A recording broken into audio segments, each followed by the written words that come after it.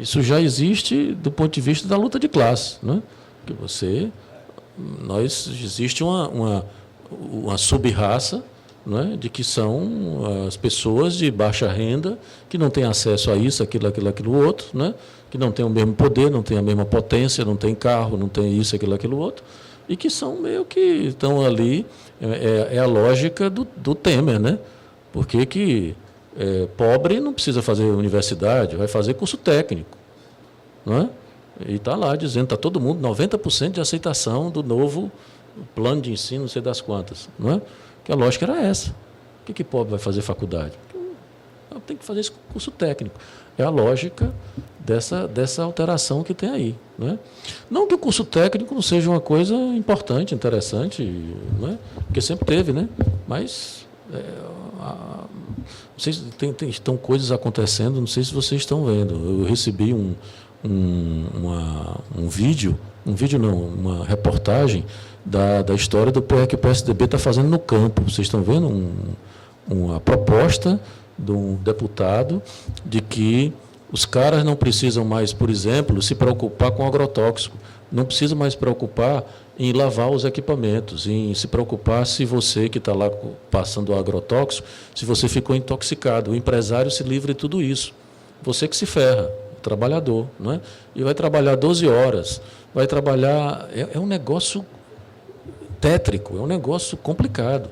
Um deputado PSDBista que está propondo esse tipo de projeto de lei para fazer esse tipo de coisa, né? No próximo semestre, a gente vai discutir um capítulo do Black Mirror, né? E tem um filme também que passou, que é aquele que o cara se apaixona pela Ela, né? Pois é. E no Black Mirror também tem um, que primeiro a mulher, o marido morre, não é? E ela compra um aplicativo que fica conversando, porque isso já existe, né? Porque, por exemplo, essa coisa de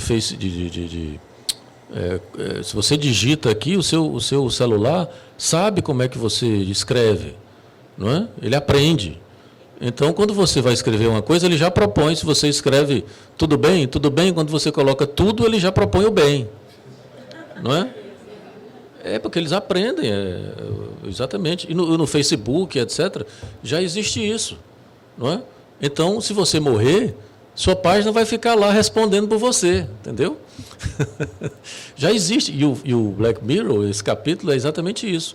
O cara morre, e aí essa empresa propõe exatamente, ela começa... Primeiro é um aplicativo, que ela fica conversando com o marido morto, a partir exatamente dessa inteligência artificial das...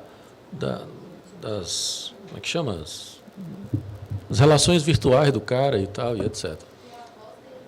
E a voz dele, não é? Até que eles fazem um upgrade, não é? E no upgrade significa o quê? É o próprio, um corpo, não é? Que vai encarnar que o aplicativo vai ser, e atualiza o cara e etc. Aí aparece lá o marido dela, não é? Eu não vou contar o fim, né? Vocês assistam o fim. Mas você está entendendo? Não é... E o curioso é que no fim do filme ela se dá conta de que não é um sujeito, que não é o marido, não é?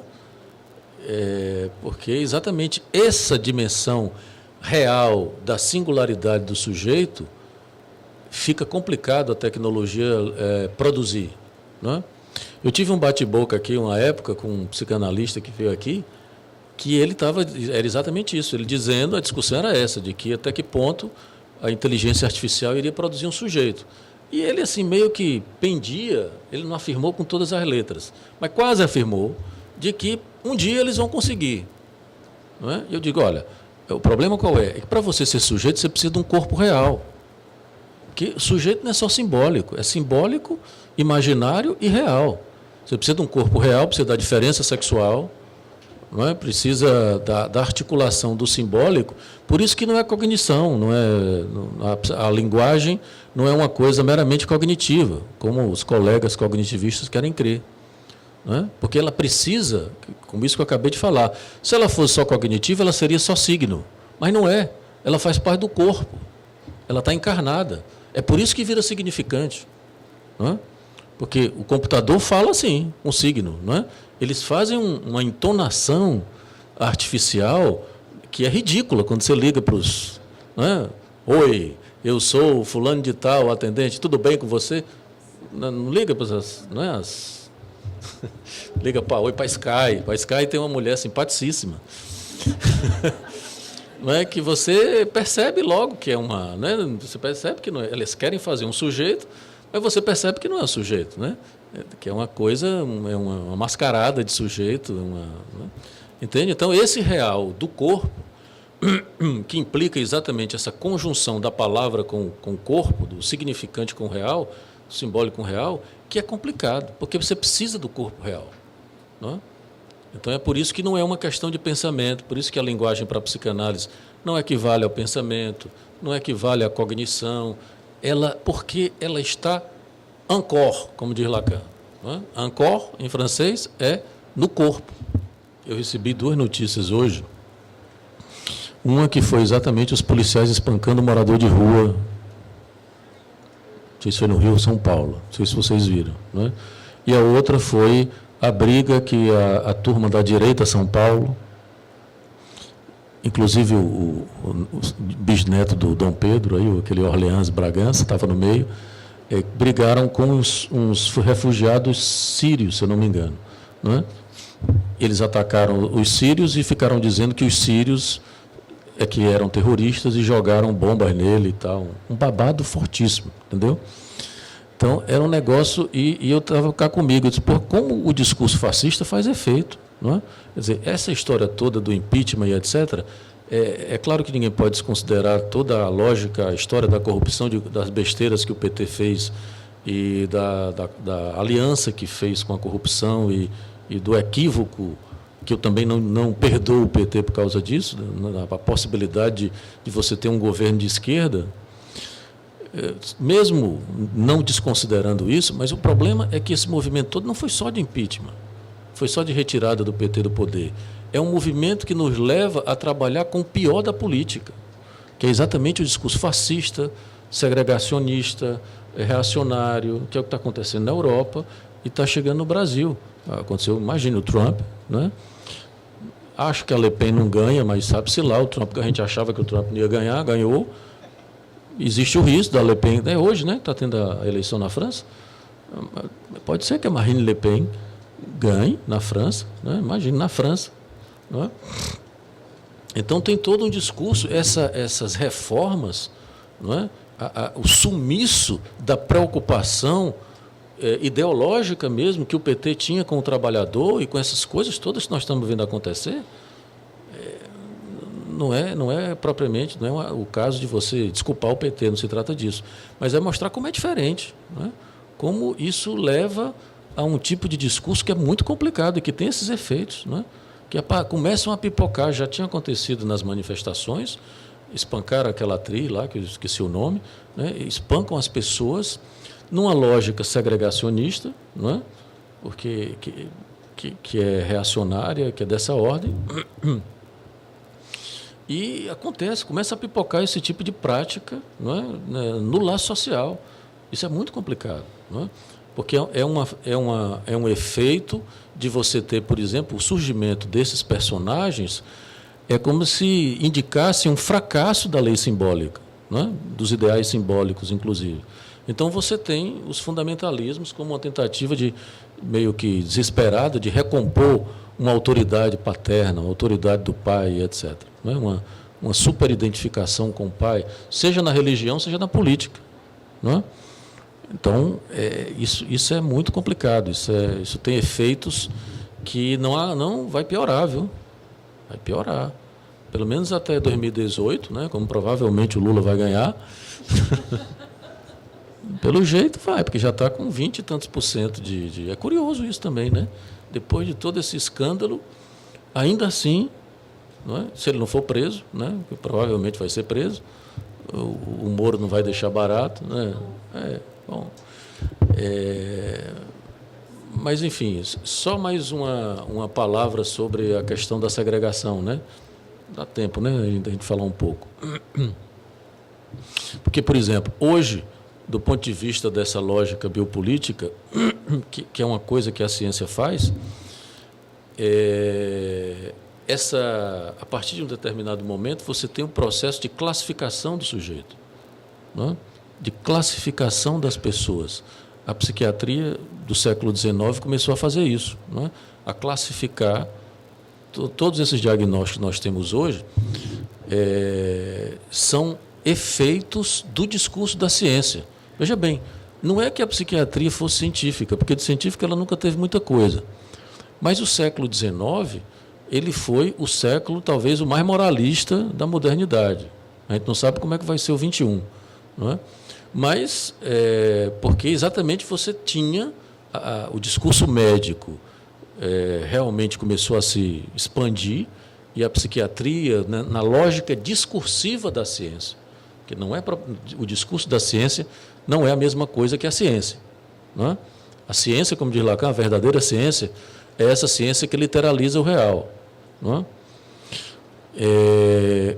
O que é que o DSM 5 e o CID-10 têm de científico é que é uma coisa para você interrogar, porque é como se fosse assim, um grande baú de classificações que as metodologias são muito complicadas, porque são psiquiatras justificando psiquiatras, não é? Se autofundamentam, não é? São uma metodologia de uma fenomenologia, de um empiricismo absolutamente ingênuo, você olha e vê, não é? Enfim, então tem uma série de problemas na estrutura discursiva dos DSMs, né? Mas, curiosamente, e tem o pior, essas classificações, elas criam grupos e individualidades que vêm a ser segregadas. Lembrem-se que o Lacan tem uma frase que ele diz isso no Seminário 7, se não me engano. Ele diz assim, de que o problema da sociedade da fraternidade é que ela é também a sociedade da segregação. Não é? Por quê? Porque a igualdade e a fraternidade, elas, como prática, não necessariamente como valores, se você faz fraternidade com os iguais. Né?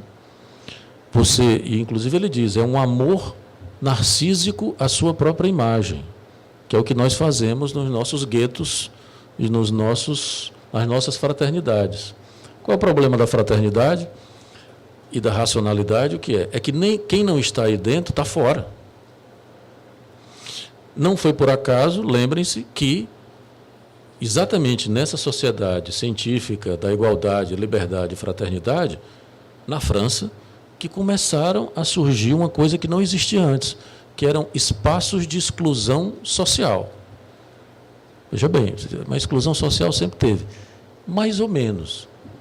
Os leprosos, eles eram excluídos dos muros da cidade, mas eles permaneciam na competência simbólica, na ordem simbólica da cultura, que era um efeito da ira divina e pererê parará. O louco, os desatinados, os vagabundos, como o Foucault descreve lá no grande internamento, que começou a acontecer febrilmente no mundo todo, ele era negativado, ele perdia toda e qualquer competência simbólica.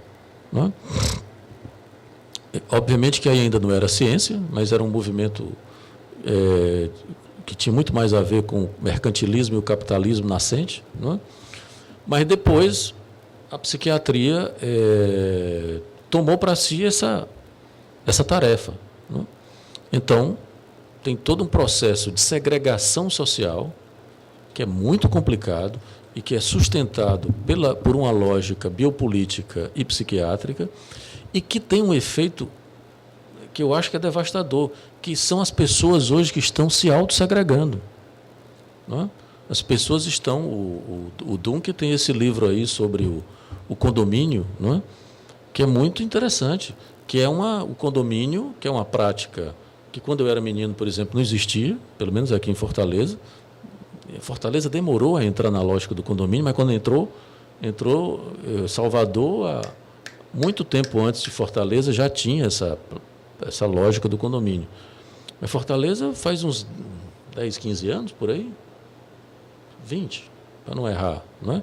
Que começou a entrar nessa lógica do condomínio, que é exatamente você fazer um gueto, não é? Onde você corta com as relações com o laço social, faz um tipo de segregação, porque quem está fora não está dentro, claro, não é? Uma segregação. E quem está fora não entra, só entra se for para trabalhar. Quando eu estava dizendo isso, quando eu era menino, a gente andava no meio da rua, porque era possível, hoje em dia não é possível, meus filhos não andam no meio da rua, porque eu não deixo.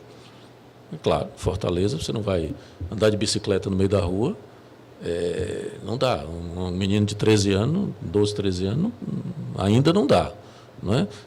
Depois dos 15 ele passa a ser assaltado com mais tranquilidade. Não é? Mas com 12, 13 é meio complicado. Não é? Então, por exemplo, se você queria comprar alguma coisa, você tinha que ir para o centro. Porque não tinha. O Center 1 apareceu, já tinha bem uns 15 anos. Não é? Que foi o primeiro. Né? Não tinha shopping center. Então, a lógica do shopping center, que é a lógica da nossa sociedade de controle atual, é uma lógica absolutamente segregacionista. Vocês já viram algum pedinte no Iguatemi? Ou no Rio Mar? Não existe. Eu vi uma vez 2 garotinhos, assim, parecia garotinho de rua, né, andando no Iguatemi. Eu olhei e achei estranho, né, porque nunca tinha visto aquilo. E os dois, assim, um do lado do outro, meio que temerosos. E quando eu olhei, os 2 segurança atrás, tocando, né? Não estavam batendo, mas estavam tocando os meninos, constrangendo os meninos para eles saírem. Né? A única vez que eu vi isso no Iguatemi. Né? Então, tem toda uma estrutura discursiva que o que é pior, que nós estamos comprando essa ideia. Nós estamos, é o próprio sujeito, por exemplo, que hoje pede um diagnóstico, pede uma classificação. Na falta de significantes que sejam singulares para o sujeito, as pessoas estão apelando para esse tipo de significante. Né? Os sintomas passam a ser motivos identificatórios, como acontece nas anorexias. As anoréxicas louvam a anorexia como sendo um estilo de vida. Quer dizer, é um negócio que implica, que constata o fracasso de uma lógica simbólica. Não é? E o efeito que isso tem, para eu terminar, aí vocês entram nas perguntas, o efeito que a biopolítica faz é devastador para o sujeito, porque exatamente a biopolítica ela vai dissolvendo a competência simbólica do sujeito. Porque não é você mais que opera, não é você mais que trabalha. Porque veja como a psicanálise é exatamente o contraponto da biopolítica. Não é? É claro que a biopolítica também não consegue domesticar o real, porque o real termina aparecendo nos adoecimentos, nas melancolias, nas depressões, não é? Nas toxicomanias e etc. Mas ele tem um efeito exatamente depressivo, de destruição do sujeito. Não é? O sujeito vai se apagando, porque a sua competência simbólica vai sendo posta em xeque. Porque ele mesmo não precisa mais trabalhar. Não é que ele não precise, mas ele acha que não precisa. Porque se você tem um remedinho, se você tem uma cirurgia, se você tem uma... E na falta exatamente das referências simbólicas na cultura, o sujeito vai normatizando o corpo, não é? Dessa forma. Os desenhos simbólicos do corpo vão se dissolvendo de uma certa maneira. Então, o sujeito vai se apagando. Não é por acaso que você tem essa crise de depressão, não é? E essa crise de toxicomania, que são sintomas que demonstram um certo fracasso do sujeito, da competência do sujeito, não é? E uma desistência, inclusive, do sujeito. Não é? O sujeito depressivo faz um tipo de desistência subjetiva. Bom, depende da depressão, porque tem a depressão neurótica, né? Mas na melancolia, o sujeito desiste, né? Desiste de uma relação simbólica com o outro. Faz um corte e se mata. Né? Porque o mercado, inclusive, promove essas identidades. Né? Porque inclusive, hoje o mercado é dividido assim. Né? O mercado ele é por população, né? por determinadas identidades. Então, você tem, por exemplo, turismo para gay, turismo para isso, para aquilo, turismo para velho, turismo para... Velho é politicamente errado, né? Hã? Segmentação, exatamente. E quer dizer, então, se você junta um monte de coroa e vai fazer um turismo, não é? Eles morrem de ganhar dinheiro, porque a turma da terceira idade gasta dinheiro viajando, né? Mas tem toda uma lógica aí que parece ingênua, mas que, no fim das contas, termina produzindo esse tipo de recorte, não é? Identificatório no laço social. Não é? Então, você não pode... Isso significa dizer também que uma determinada classe social dificilmente vai ter entrada numa outra. Não é? Isso que é mais ou menos o que acontece nos condomínios. Não é? Nós não queremos mais saber, porque exatamente isso é efeito também do processo de apoliticismo do nosso mundo pós-moderno. Não é? Não existe mais nenhum tipo de utopia política, como eu já falei isso para vocês, e existe a crença, não é, ingênua e meio reacionária, de que a política não presta para nada e quem tem que acabar com a política. Não é? E que não existe ideologias, como diz o Zizek, a grande ideologia atual é a ideologia da não ideologia, não é? De que não existe ideologias e tal. Porque se buscou exatamente dissolver uma certa dimensão política em nome da lógica da gestão mercadológica. Não é? Quer dizer, hoje a gente passou a acreditar que a política se faz através de gestão. Isso é o discurso empresarial e o discurso capitalista, não é? E o discurso universitário, em conluio, não é? Inclusive do ponto de vista pessoal. Você sobe essa rampa aqui, você vai ver, não é, a história da MBA, gestão, gerencie-se, não é? Você se autogerencia, você é uma microempresa, não é? Ou coaching e etc. Esses personagens que se vende a ideia, que é um discurso que vem do mercado, que nós devemos acabar com a política e introduzir a gestão. Não é?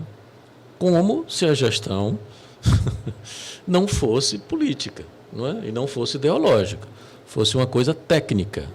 Não é? Nós precisamos não mais de políticos, eles são corruptos. É verdade, eles são corruptos. Mas vamos colocar técnicos, como se o técnico não tivesse que fazer política. Não é? E nem viesse a se corromper. Quer dizer, é muito curioso, não sei se vocês perceberam isso, só para terminar mesmo, que toda a negatividade dessa corrupção está recaindo sobre os políticos e não pega nos empresários, a não ser no Odebrecht, porque, e olhe lá, isso é muito curioso.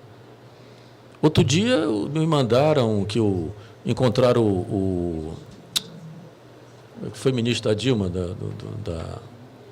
da Economia, o Mantega, num restaurante, e então o pessoal do restaurante fez um auê, porque o Mantega estava no restaurante, expulsaram o Mantega do restaurante. Me mandaram esse vídeo faz um certo tempo. Aí eu mandei um videozinho para os meus colegas reacionários, né?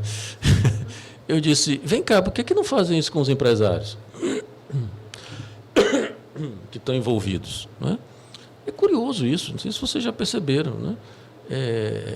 Porque aí a gente pensa, não, mas é porque os políticos que corromperam os empresários. Será? Não é?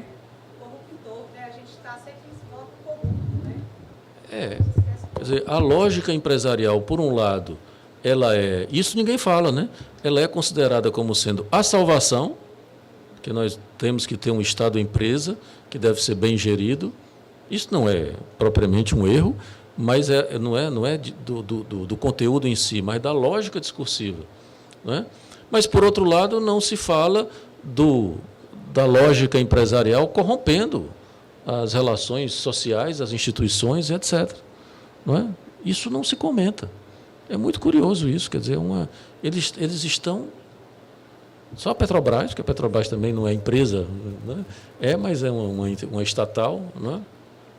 Mas os caras estão presos, não é? Os caras estão presos, alguns estão presos, o que é ótimo, né? Mas, curiosamente, o discurso não pega neles como pega nos políticos.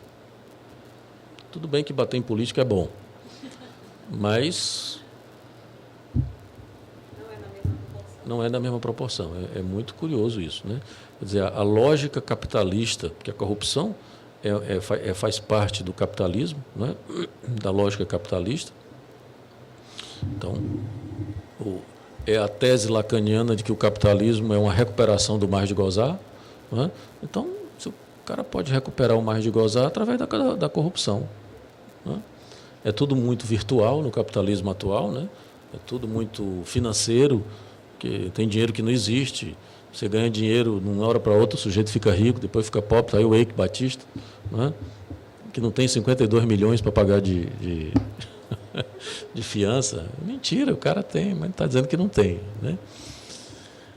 Veja bem, a primeira abordagem que o Foucault faz da biopolítica, ele vai usar exatamente o nazismo como exemplo, não é? De que é exatamente o momento em que a vida e a espécie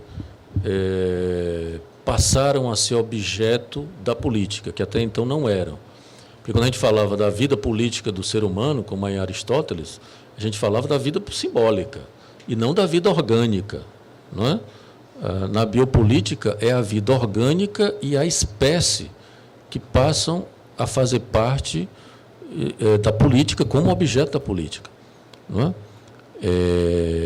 Então, exatamente isso o que Foucault vai demonstrar como, no nazismo, a lógica, porque antes do nazismo, lembre-se que se havia um movimento anterior que vai desembocar no nazismo, que é o higienismo, que é um movimento científico, que é a instalação do discurso médico na cultura, e que o discurso médico na cultura e da higiene médica vai fazer um tipo de higienização, que o Foucault chama a medicina social, né? No mundo, vai produzir uma higienização do espaço público e dos corpos, né? Aí você pode pensar, mas isso é só uma questão médica, técnica. O Foucault mostra que não é bem assim, né? Porque isso estabelece relações de poder, estabelece um tipo de intervenção política no laço social e submissão das pessoas ao discurso médico, não é? Veja, não é por acaso que hoje em dia você tem a maioria dos médicos, dos prefeitos do interior são ex-médicos, não é? Ou são os próprios médicos que se elegem. É muito curioso isso, não é? É essa relação de poder saber que a biopolítica estabelece. E como é exatamente a ciência, como diz Lacan, é uma paranoia bem-sucedida, não é? Isso é uma coisa que é bem-sucedida no laço social. O corpo, não é, passa a ser higienizado, medicalizado. O seu corpo, o meu, não é igual ao corpo de 50 anos atrás, não é? Hoje as crianças, pelo menos as crianças bem-nascidas, como os nossos filhos e tal, são todos medicalizados, não é? Todos os pedaços do corpo esquadrinhados e medicalizados, não é? Isso, do ponto de vista da espécie, vai fazer o quê? A possibilidade exatamente de você fazer um tipo de intervenção na lógica da espécie, que foi exatamente o que o nazismo tentou fazer, né? Que a genética delirante do nazismo e queria fazer, apagou o sujeito e é como se o nazismo dissesse assim: o laço social não é simbólico, o laço social é determinado pela genética. Entende? Então, se a gente corrigir a genética, a gente acabar aqui com os judeus, que são geneticamente degenerados, segundo os nazistas, a gente resolve o problema. É delirante, mas é uma intervenção no real da genética, através da real da genética.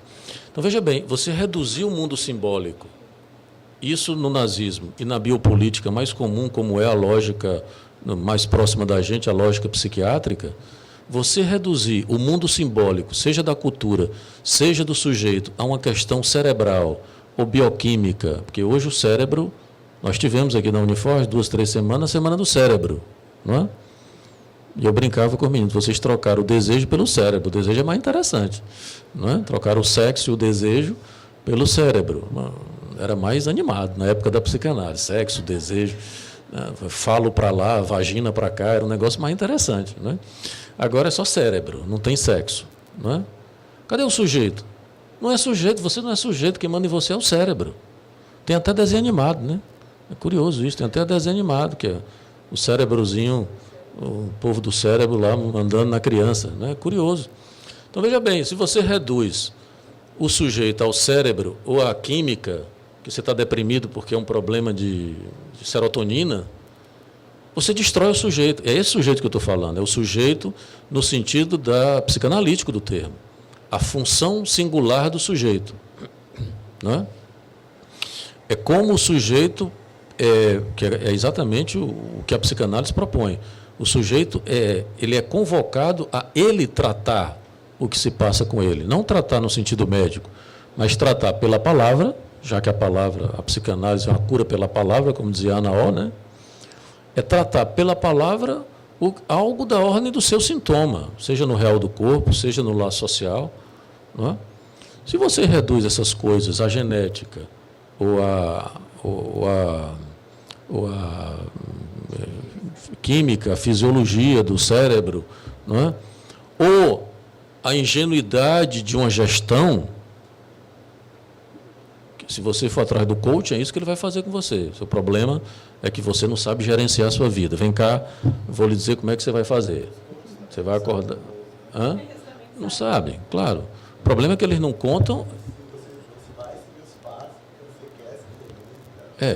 Tem um livro do Henrique Laurent, que é um psicanalista francês, que é em espanhol, não sei se tem versão portuguesa, que se chama O Avesso da Biopolítica, que é ele dizendo exatamente isso, de que apesar da biopolítica acossar o corpo, né, inevitavelmente o real do corpo aparece em outro buraco, em outro momento, em outra situação. Né? Porque a biopolítica também não consegue. Que não tem, não é, esse real vai se apresentar de alguma maneira. Não é? Porque não tem como você, não é uma questão, os seus problemas não é uma questão de gerenciamento. Você não é empresa.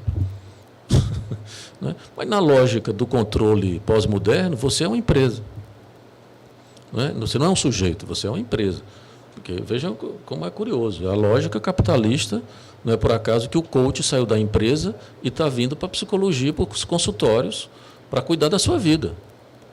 É o discurso capitalista se instalando, né, a lógica da gestão capitalista se instalando na sua vida cotidiana. Então, agradecer a presença de vocês, convidá-los para os próximos 3, no próximo semestre. Né?